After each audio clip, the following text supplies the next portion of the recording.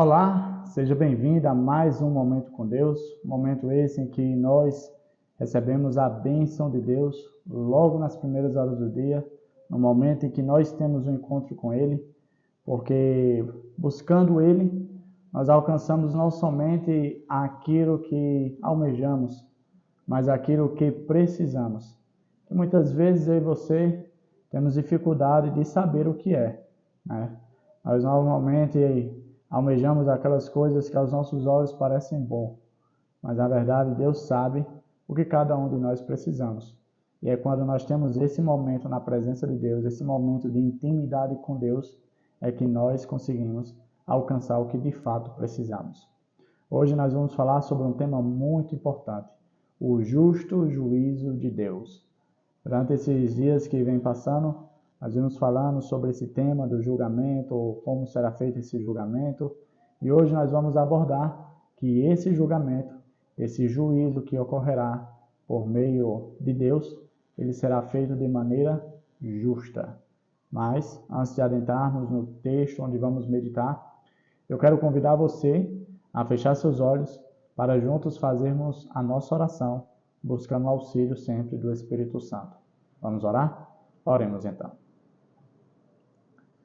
Senhor Deus que estás nos céus, para nós é motivo de alegria estar na Tua presença, buscando o Teu reino, buscando o Teu conhecimento, o Teu ensinamento, para assim nos prepararmos melhor para aquele grande dia. Que Teu Espírito Santo esteja conosco, nos ensinando, nos auxiliando. Mas é bem verdade que sem Ele nós não chegaremos a lugar nenhum. Fica conosco, em nome de Jesus Cristo. Amém. Como já mencionei, o tema de hoje é o justo juízo de Deus. O texto a qual vamos meditar se encontra no livro de Romanos, capítulo 2. Vamos ler o versículo 1, que diz assim: Portanto, és indesculpável, ó homem, quando julgas, quem quer que sejas, porque no que julgas a outro, a ti mesmo te condenas, pois praticas as próprias coisas que condenas. O contexto do capítulo 2 de Romanos, do versículo 1 ao 11, ele vem abordando esse tema que é bastante interessante e importante para a nossa vida. É bem verdade que nós facilmente conseguimos julgar as outras pessoas, né?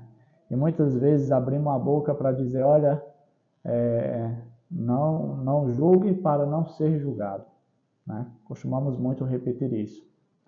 Mas é bem verdade e é fato que nós conseguimos trazer juízo às outras pessoas, aos pecados das outras pessoas, às coisas erradas que as outras pessoas fazem muito facilmente.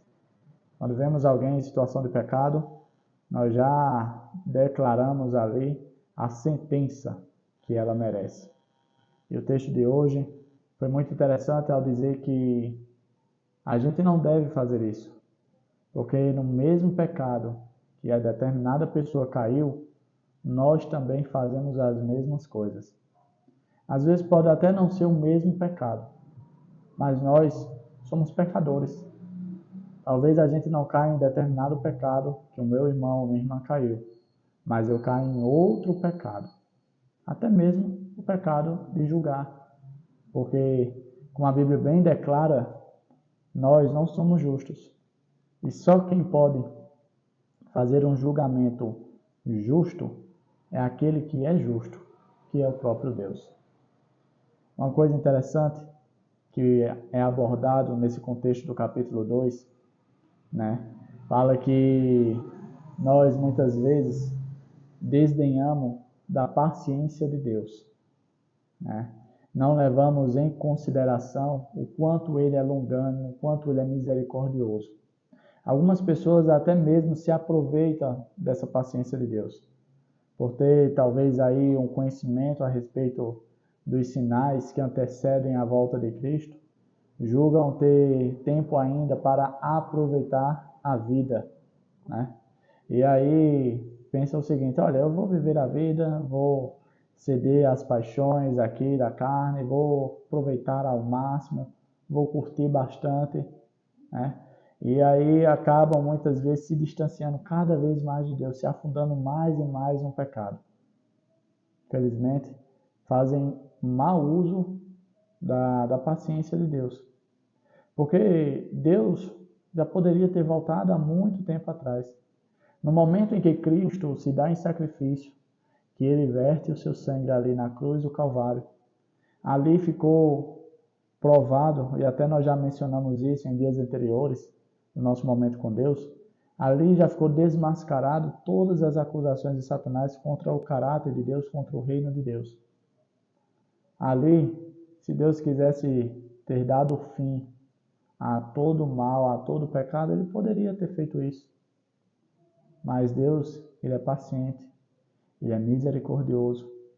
Não para que a gente tenha mais tempo para pecar, mais tempo para curtir o pecado, mas para que a gente chegue ao arrependimento. Para que a gente reconheça que nós somos pecadores, que nós precisamos de Jesus. A pergunta que fica é: o que nós temos feito com esse tempo, com esse prazo que está para acabar, que Deus tem dado para cada um de nós? Será que nós temos feito o juízo dos nossos próprios irmãos? Será que nós temos nos colocado em um pedestal, achando que temos o direito de julgar o próximo, como se nós estivéssemos em uma situação superior ou melhor que o próximo? A Bíblia é bem clara ao dizer, e eu vou até reler para você: portanto, és indesculpável. Preste atenção, és indesculpável, ó homem, quando julgas, quem quer que seja, porque no que julgas o outro, a ti mesmo te condenas, pois praticas as próprias coisas que condenas. Aquilo que eu condeno é aquilo mesmo que eu pratico.